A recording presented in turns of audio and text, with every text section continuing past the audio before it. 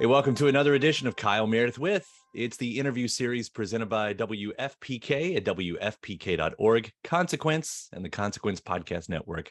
Thanks as always for making your way here, checking out the series. You know what to do. You like what you see, what you hear. Hit that subscribe button. I put out 3 new interviews every single week, so it's a great way to keep up with your favorite artists. And I am so excited today. I've got Dave King, Flogging Molly, back with a brand new record called Anthem. Hello, sir. Hello, Kyle. How are you? I'm doing great. It has been such a pleasure to jump into a new Flogging Molly record, and it's as powerful as ever. I don't know where to start with this one. I guess one of the obvious points might be that it finds you all teaming up with Steve Albini again at a time when you're sort of celebrating an anniversary of doing that 20 years ago. What put it back into the conversation? Was that a part of it? Well, no, it was to do with like the fact that we were all getting ready to go on tour during the pandemic. Well, just before the pandemic hit, and we'd done rehearsals, and we drove to our first show in Nevada, and the whole tour was canceled. And we all flew home thinking maybe 2-3 months. We didn't, like everybody else, we didn't know what was going on. So me and Bridget flew back to Ireland, to Wexford, and then after 2 or 3 months you realize we're not going on tour right now, are we? So I just picked up the guitar and started writing. And what happened was I knew the way the songs were coming about. They were coming about really quickly. And therefore, when we got together to write the album, we did 14 songs in 14 days. There was no messing about. It was like the old days, you know what I mean? It was like going back to, well, we got to play these at a gig tonight, kind of thing. So, and then we went on tour. So we were rehearsing them during sound checks, just to keep them fresh, because we always arrange our own songs anyway, pretty much. And so then it was like, we got to go back to Albini for this, because he's the man that, you plug in, he mics it up, and he does his magic, and like that. So we went to Steve. I mean, by the first night, we had recorded a song called The Crappie Boy 98, completely live. The only overdubs on that are backing vocals and hand claps, and that's it, and that's the way we wanted to approach the album. It was like, after what we've learned, after all the 20 years that we've been together, we could go back and do almost like a live album in the studio. We knew Steve was the man for that. He really, he's a wizard. He's a wizard. That's all I can say. Yeah. He's got such a brand of the things that you were saying, being that live, almost like an engineer in a way. And that's not to take anything away from his producing, but don't ever call him a producer. Don't ever call him a producer. Well, it made me think like, oh geez, I think it may have been like a Tom Petty quote. He was talking about like, you had to be ready back then. But let's say back in the Heartbreakers were first starting, like in the 70s, like you had to be ready to go in the studio. You couldn't just go in there and work it out, and things have changed. Obviously we can do that now, but there comes a time when this sounds like that. Well, like when you're going to work with Steve, everything should be ready. Like absolutely. Yeah. Steve is great for catching the energy and the vibe of a song, but you do have to know what you're doing when you go in. Don't get me wrong, and that's why I'm saying we changed things as we were going along in the studio, but we knew we were able to do that because we've been together for so long. At the beginning now, for say Swagger and Drunken Lullabies, we didn't have that luxury because we still were getting to know each other, But now, if we feel something needs to be changed, we knew we could still do that. And because most of the songs are 3 and 4 takes. Wow. And that's it. And that's a really good quote by Mr. Petty, because it's really true. You need to know what you're doing in situations, especially when you want to create the atmosphere, especially today, the way music is recorded. To have a band like us to still be able to basically record pretty much a live album in a studio under studio settings, it's a rarity these days, and we wanted to do that again. We really wanted that, and especially after the years that we've all been through, we didn't want to labor doing 4 months on an album or whatever like that. We just wanted to go in, bang it in, and on our way. Yeah. Well, when you write that quickly, 14 days for a lot of this. I mean, I would imagine that, I guess I say very naturally, it seems like the world was on your mind. But when you write like that, do you find that it's sort of more of a cohesive thought that's going into the songs? Well, yeah, I mean, the only thing cohesive that I kind of felt like was the energy. I really wanted the energy of, even in the ballads, you can on the ballads, don't have, I mean, like there's one song called These Are the Days on the album that you can almost hear like a quintet or quartet, like in the background, giving it some of this with the music that's going on. But we declined to do anything like that because the song still had the energy without that. You can imagine that, if you know what I'm saying. You don't need to hear it, you can imagine it, but still have the energy of the song, and I mean, this kind of writer I am lyrically is that, I can only sing about what's going on around me. And I didn't want to shy away from that because I wanted this to be something that you could look back at in a few years and go, these were times that we were going through. We were all going through these times, not just me as a songwriter, but everybody that, was listening to what was going on. Hopefully it will take them back to those times and remember them and go, we've been through this and hopefully we're in a better spot right now. Yeah. Hopefully. Well, that's kind of the interesting thing about, the record, because there are those times when this feels like a hopeful moment. And there are those times when you're like these are the days when I heard it, and I'm taking it the way I heard everything. Is like, I don't know that there's a happy ending for what's going on, in this track right here. But that, of course, is what we all went through. There were days when we're like, this is going to be fine. And there were days when we're like, I don't know about this. Yeah. No, I mean, it is. And it's like, writing to me is just like that. It's like picking up a pen and it's just whatever I feel, and that's what you feel at the moment. And the fact that, I mean, obviously this was kind of the only album we've ever been through that everybody was going through the same thing, and I think that did make it, as you said, more of a cohesive thing, but it still was going to be a Flogging Molly balls to the wall album, kind of thing.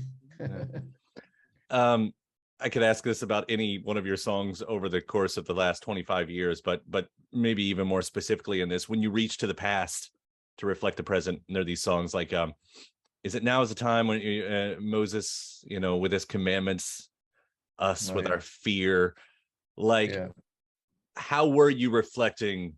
Like, let me rephrase that. What is the world represented? Obviously you are reflecting what we're all seeing, but as you look at it and the way you relate the past, the far past to the present, like, what is the world that is created in this record? Yeah. Well, I think, I love going back to especially more influences from Irish aspects of history and stuff like that. And what I learned as a child growing up, like, I mean, my family, we were very, very poor. We had one room, but we had a piano against the wall. And every Saturday night, my mother and father would go out, almost, and they'd bring back 10 or 15 people. And to be quite honest with you, Kyle, I mean, I've realized over the years that we'd have a sing-song every Saturday night. And that's where I'm going in my life. I want to go back to that room, that energy, those memories. Even though we'd nothing, there was so much joy and happiness, and that's, I think, where I get the element of hope in songs. I think you can go back and you can sing about, times that weren't great, but I've always had that sense of hope about the fact that you can, and that's why I think brings it to the modern element, is bringing the hope and wrapping it all up in now, no matter what you've been through before, what you're writing about before, it's to bring it into this world. And the way I do that is by bringing hope into the songs, because at the end of the day, if we don't have hope, Sure. Yeah, but and that fine line, that balance that you have to walk, a Song of Liberty, very powerful song, and you've got a word that at any other point would have just meant what it is, but suddenly you have a word like liberty that feels co-opted, here's a word that we now argue over.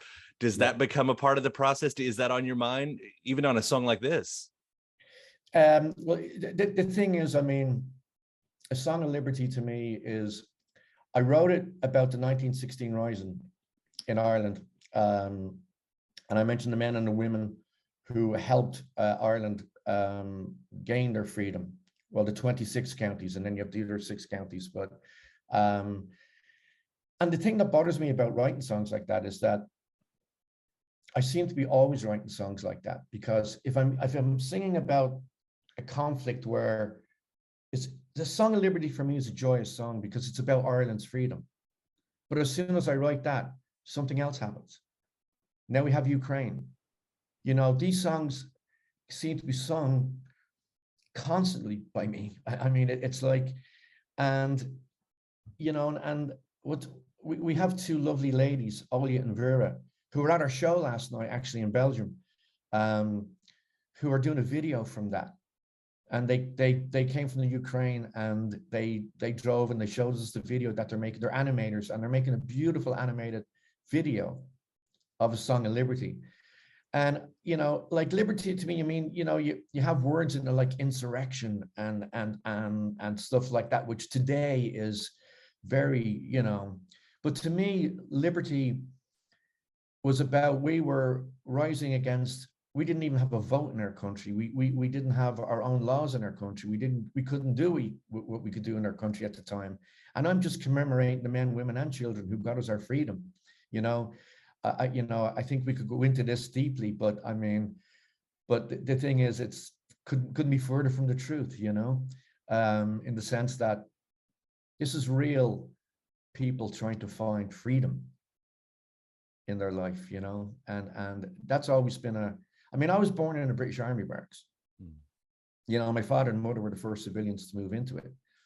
And I've always been surrounded by the fact that my home was an army barracks to another country, and it wasn't great history. And I think I'm not afraid to write about that. But when I do write about it, once again, I try and turn it into a positive thing, because it is a positive thing.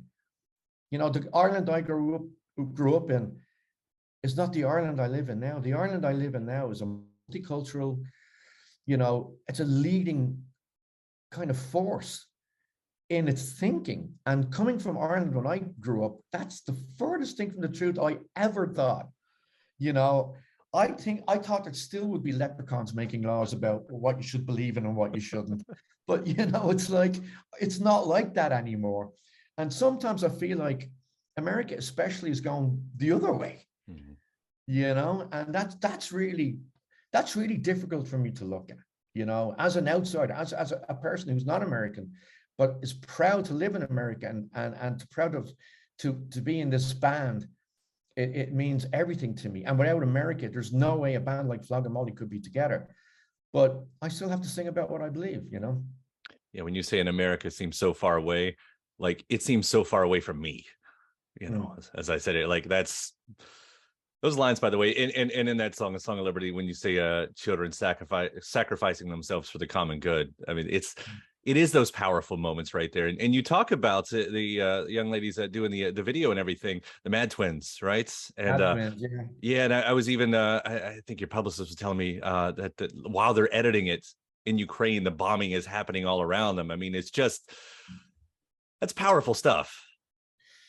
Yeah, I mean, we were like, come on, girls, but they were like, please, Dave, we really want to do this. This is good for our soul, and we couldn't argue with that. And they're with their mother, they were in Kiev, but they moved to a village with their mother, to be with their mother. And they're getting this video together of, they're making their own movie. They're telling their own side of the story. I basically just wrote the lyrics, and they're taking this and they're making it their own. And that's what's beautiful about what we all can do, it's, yeah, I mean, if there's any, if that isn't hope, I don't know what is, and it's wonderful. And I can't wait for people to see it and to know that people do care. We do care, you know. Well, it makes lines make a lot more sense, like life begins and ends but never fails.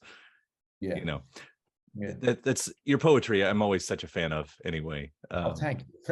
But hearing it in the context, it really does kind of make it more powerful. Of course, there's sometimes on the record where, I'm not in Ireland, I'm like, I don't know what that means. Yeah. Keep the man down. What is the I'm gonna mess this up, right? Kun Namban. Coming a Man. There it is. What is that? Coming a Man was the you had the Irish Brotherhood, who were the men who collectively got the rising in 1916 going. But there was also the women as well, and they were known as the Coming a Man. And they were there with the men side by side with them, in the GPO and fighting with the men.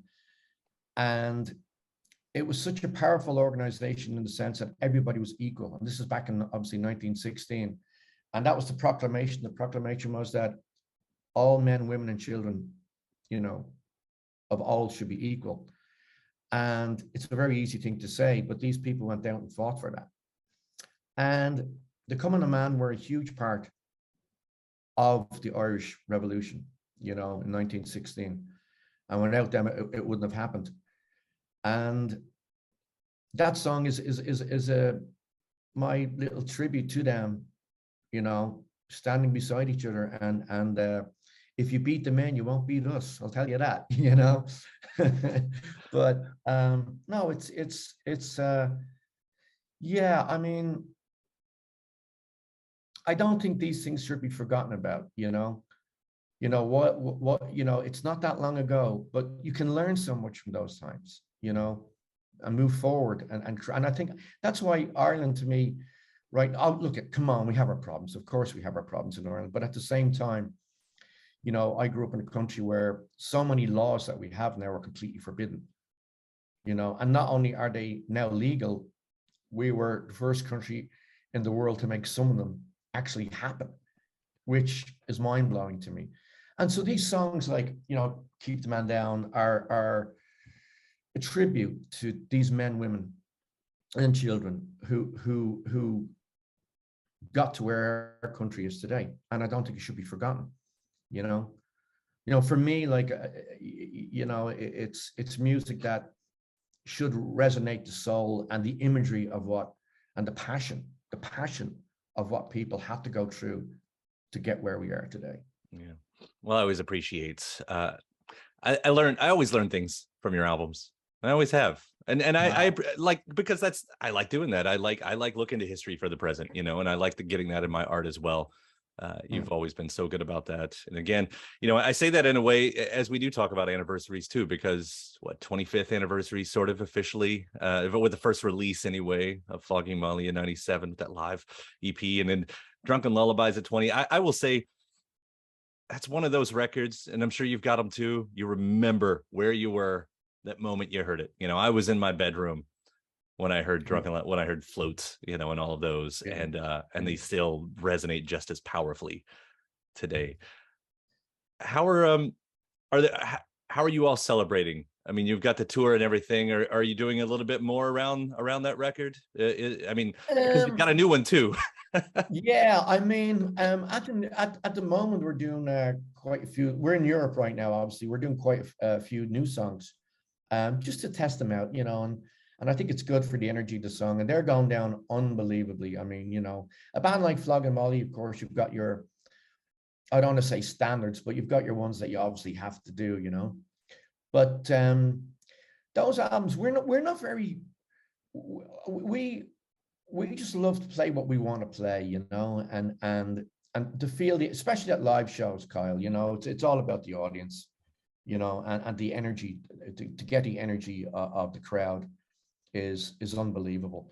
And no, I mean, the only thing that we're really happy about right now is that the new songs that we're playing are going down just as well, if not better even, than some of the old songs. And as a band, that's all you can ask for, I mean, there's nobody leaving for the bathrooms while we're doing the new songs. Not yet, anyway. But you know what I mean? They're you know, they're still, and that, I think that came from the album itself. I think the way we recorded it, that's what we wanted, you know. I think the last thing we wanted to do was live, was to be explaining what the new songs are about, you know, while we're playing them, you know. We just wanted them to explain themselves, you know, and I think that's what they're doing. So that's what's exciting. I think when you're creating new music, it's hard to go back and say, well, it's 20 years of Swagger or Drunken Lullabies. You know, they were the building blocks of the new album. Mm-hmm. You know, and we're very proud of those building blocks, and that's why we can do new songs live, I think, now. By the way, the that must be a point in a band where you go, oh, that's one of our bathroom songs. I think every band's got a bathroom song. Every band's got one. Well, that's probably me just going to the bathroom, but no, I don't know. I mean, I really don't. I mean, yeah, I don't know. I hope not. All the children, right? They're all your, as they say, they're all that. I'm so happy to have a new record from you guys. I always am. And Dave, thank you so much for taking the time to talk about this and everything that you've done through the years. I'm such a fan. This is the first podcast I've ever done. What? Is that true? It is true. Yeah. Yep. I have never done a podcast before. It's it's a whole new world to me, you know. Well, here's my dirty little secret. I came from a world where, this is no word of a lie, our television that we had, right? There was a meter in the back of it that you put the coins in to keep it going. Okay. That's how I watch television. So this is a whole different format to me. We've all come a long way. Hey, you know, I had the little black and white UHF TV in my room. So I was going to say, here's my dirty little secret. I just podcasts, whatever. I've been doing this for 20 years. This is just interviews. Now we're just giving it a longer free form thing and a different name, but you know, I just get to have great conversations. So whatever we put on it, I'm happy to be doing this with you. No, it is. I mean, it is a great way of doing things, you know. Mm-hmm. I mean, it really is. I mean, to be able to see, you know, what you look like and you know, your little room there in the back, you know, and all that stuff. No, it's pretty cool, you know. Yep, absolutely. Well, I appreciate you taking the time to doing it. Right. Dave, it's been absolute pleasure. And what an honor it is, by the way, to be your first podcast. Thank you. Thank you. What an honor it is too. And thanks to my guest. Also, thanks to you for checking out the episode in the series. Before you get out of here, hit that subscribe button. Again, you get 3 brand new interviews every single week. New one every Monday, Wednesday, and Friday at right here on YouTube, or of course anywhere in podcast land, including iTunes, Apple Podcasts, Spotify, Podchaser, NPR, or WFPK.org as well. A great way to keep up with your favorite artists and discover new ones as well. Then after that, actually head over to WFPK.org. That's where I do a show Monday through Friday, 6 p.m. Eastern. It's an hour full of song premieres, music news, anniversary spins, bonus interviews, Monday through Friday, 6 p.m. Eastern at WFPK.org. Consequence has your music and film news. You can also find me on the social media spots, Facebook, Instagram, mostly on Twitter. All 3 of them, the address is at Kyle Meredith. Do hope you like and follow along. That does it for another edition. I'm Kyle Meredith. I'll see you next time.